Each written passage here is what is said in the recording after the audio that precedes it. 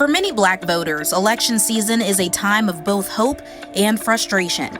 Historically, voting rights were hard-won by Black communities, yet after numerous voting cycles, some still wonder if casting a ballot will yield the real change they want to see.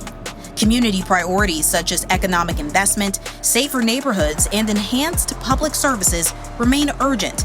Yet many feel that despite voting, a gap endures between political promises and real progress in Black neighborhoods. This was the scene at a multicultural voter rally in Dallas's South Oak Cliff, where Black community leaders, activists, entertainers, and voters gathered to discuss the importance of voting in this year's election. And the message remained the same: make your voice heard.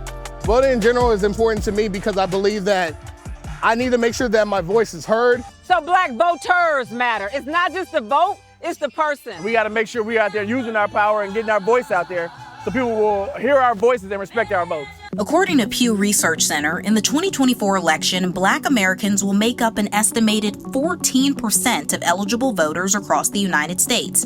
About 57% of Black eligible voters reside in the South, a region where their presence is highly concentrated and even more so in metropolitan areas. In theory, the Black voting population's density should play a critical role in close elections.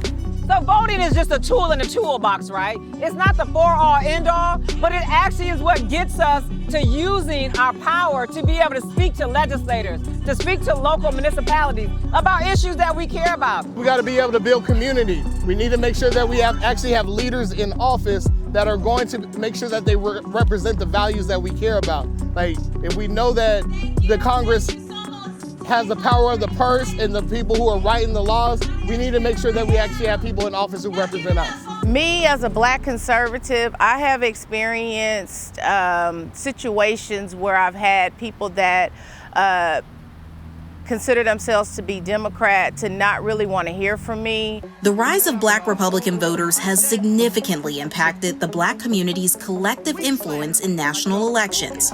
While many Democrats stand on voting being the primary way to get your voice heard, Black Republicans argue.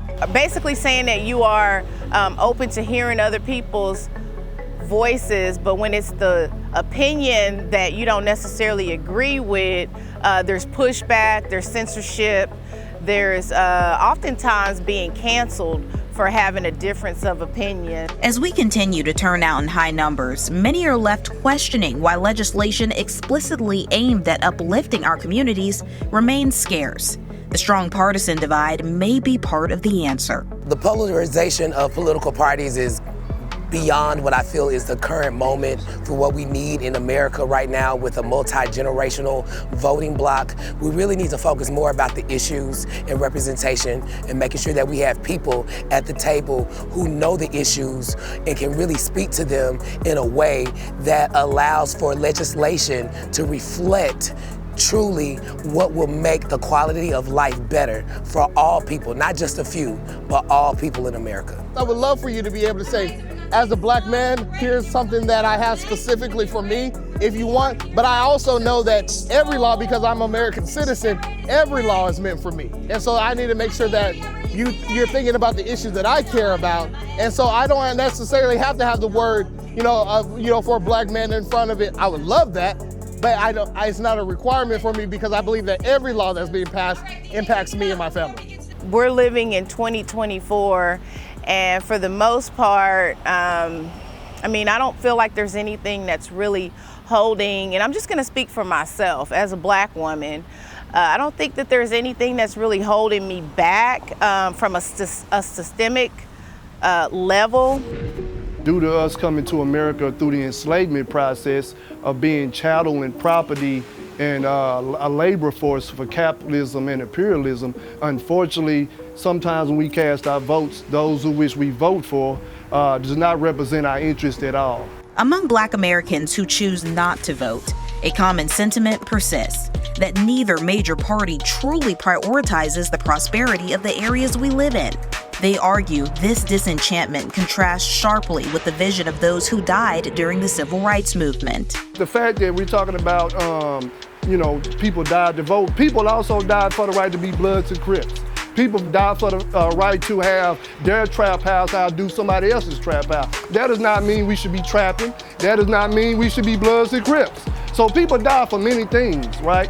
So just because someone died for the right to vote doesn't mean that when you vote, you're doing something that is glorious, right? That is righteous. And on the other hand, our ancestors didn't fight just for the right to vote. They were fighting for the right to be free, to have the same choices and resources accessible to them that other groups of people had. That's why they fought and died.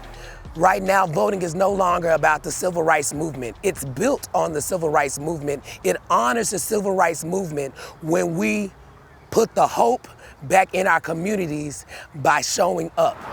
But despite the differences, they all agree on the importance of local elections. So you have to vote on the local level. Money comes from the federal, the state, down to the local level. That's who sits at the local level, who decides the local policies, who does the budget, who says that this neighborhood, Oak Cliff, is gonna have X amount of dollars for parks, recreation, transportation, housing, stimulus, all of that stuff. So locally, voting can be a tool of change if you use it right. If you vote for the right propositions and you hold those in power accountable strongly with real demands, and if they don't concede to those demands, you say or else, and the or else is really something that you can mobilize and organize around, then locally and national, but especially local voting can be something very useful. That's the pipeline to the state legislature.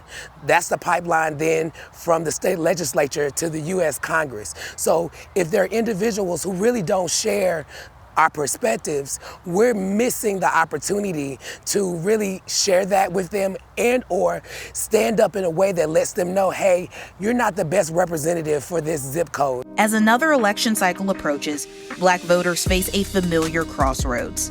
Despite high turnout and a long history of loyalty, the tangible change so often promised still feels elusive.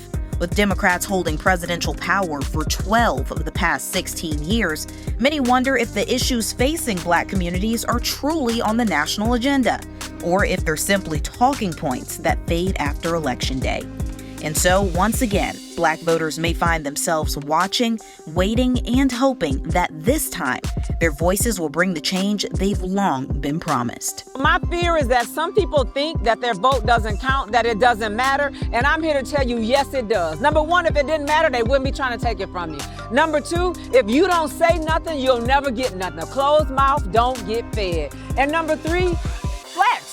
Go out and show individuals that are in places of authority that you care, you connected, you concerned, and you coming to get your 40 acres and your black mule. I really would like to see the Black community really educate themselves more on policies that's gonna be right, not just for the Black community, but for everybody.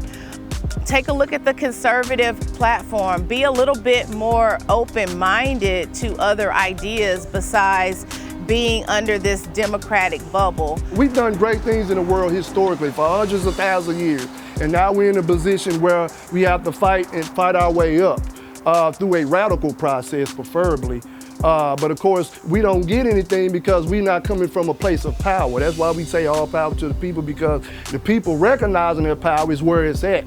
You can have the power all day long, but if you don't know you have it, other people are gonna use and abuse you the way they always have been. So we don't get anything because we don't demand nothing. Yes, there's a fight legislatively, but then there's also a responsibility that we have to ourselves. And I think we should turn the needle and turn the tide and put more energy into supporting ourselves and lifting up ourselves out of these circumstances, whether they're socioeconomic or educational.